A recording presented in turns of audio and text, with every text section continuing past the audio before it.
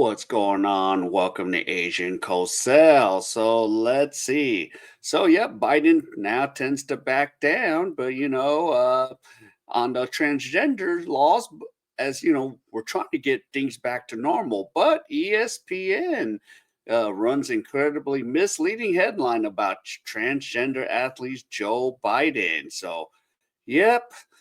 But we already know, while it's almost certainly true that many people work at ESPN subscribe to the same belief as most Americans, the biological males don't belong in women's sports. But the Disney owned company continues to make curious decisions surrounding its reporting of transgender issues.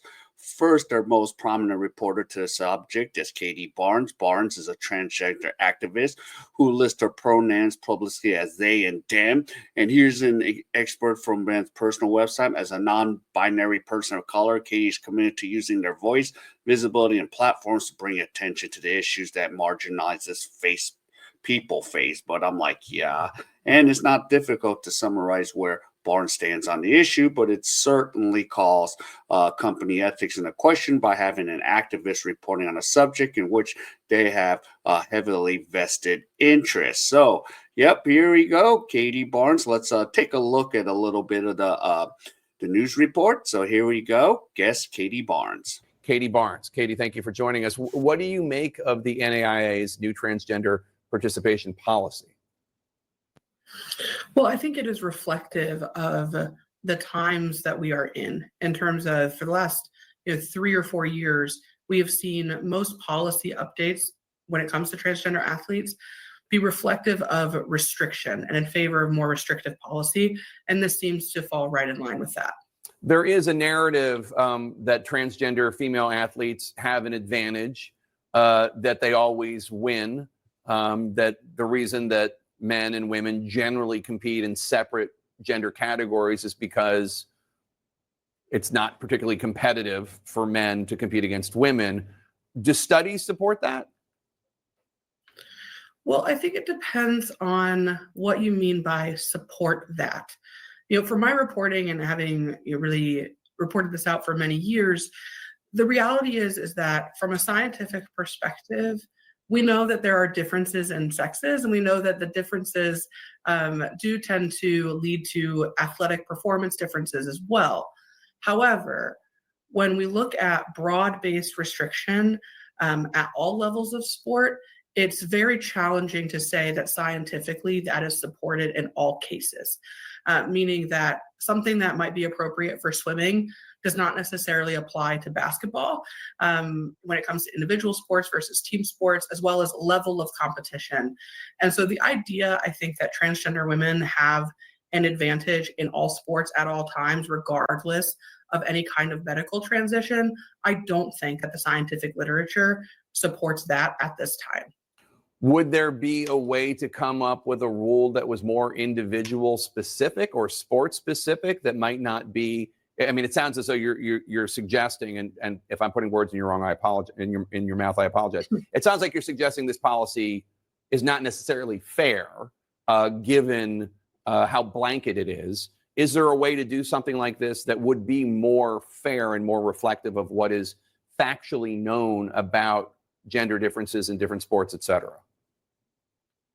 I don't know if it's right for me to say whether or not this particular policy is fair. I think that right now, where we are as a society is really grappling with what does fair and appropriate policy look like. And in general, most athletic organizations and many states across the country are embracing a blanket restriction. And I think there are a lot of people raising questions about whether or not that is fair and appropriate policy in all cases. And I do think that the jury is out on that, especially because when you look at the NAIA, there isn't necessarily a track record of transgender women competing in women's sports and dominating, right? It doesn't really seem like there is a particular problem, quote unquote. Okay, I think I've heard enough of her. But yeah,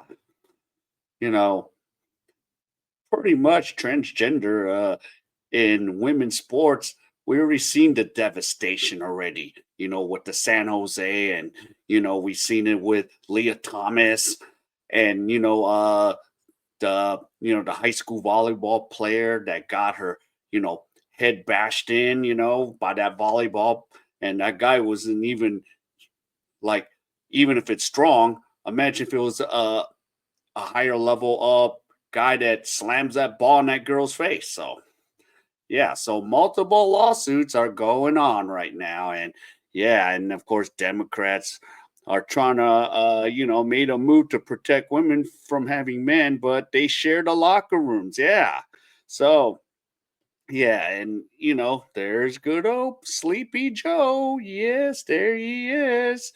And of course, Biden plans to drop the protect transgender and interesting, isn't it? Instead of framing this as a win for women, it's framed as an attack on transgender athletes. Jesus. So yeah, now it's important to remember that no one's saying that trans people cannot compete in sports. People just want biological sex to determine who competes in women's sports. As I said, give them a category of their own. Certainly, there is no issue with biological women calling themselves men and competing in men's sports, of course, but that never happens, does it? So, yeah, and this has only become an issue in one direction, and common sense tells us why. So, yeah, and there you go. Shame on you, Joe. And yep, and glad you're going out of the White House, where you're out of there. And yep. And then, Texas AG sues NC2A to block transgender athlete participation. Yep. And it's happened all over in California. You've seen all the issues again, as I reiterate, San Jose. So, yeah, we'll have to see how this is going to go. And it's odd that the company calls it the worldwide leader in sports. Nope, it lacks the basic ability to determine whether it's fair to have males competing in women's sports. So, yep, there you go, Sleepy Joe. Yep, time to go to sleep and get on out. And we're going to have, yep, Mr. Trump, uh, you know, and the White House, and we'll see how the next 4 years go. But it's gonna I can at least say it should be a little bit better than the last 4 years. So yeah. All right. If any of you enjoyed any of this content, please give me the HKO special. Help the king out. Hit the like, subscribe, and comment. And wherever you are, stay safe. And I'll see you in my next video.